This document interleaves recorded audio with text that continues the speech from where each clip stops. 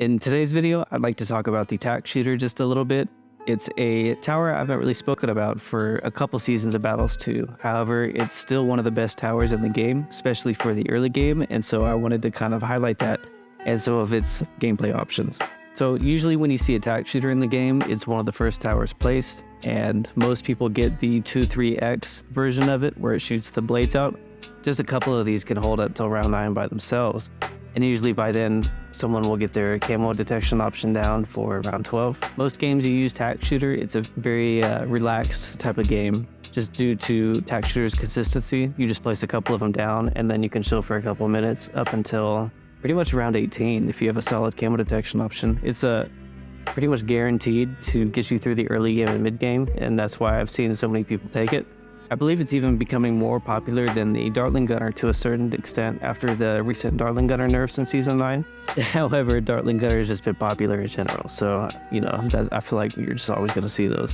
For the mid game though, the Tack shooter is usually upgraded into the Tier 4 middle path option. It's an active ability that can pretty much clear the whole screen. It's not too good at clearing blimp waves, so like the deep late game, you usually want another tower to handle all that.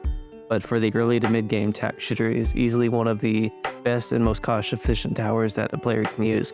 It's one of my favorite towers to use for climbing the rank ladder just because it's so consistent and easy to use. It's very few button presses and it pretty much guarantees that for the first 3 minutes you won't lose the game. Which when, playing 20-30 games back to back just to climb the ranked ladder, it's consistency is something that I greatly value, and so I'll use it in a lot of my builds and team compositions. If you haven't used Tack shooter for the early game, I greatly recommend it. It's much easier to pull off and do good with than Dartling Gunner. However, I feel like most players have used it by now due to us being so deep into the game, almost 9-10 seasons.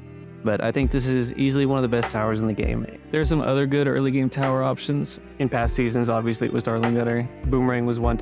Art Monkey, those were all pretty viable options, but Tack shooter has consistently proven itself over the last 9 seasons that it's just easily one of the best early game towers, and so I'd like to recommend it to you and consider using it when building some of your team compositions.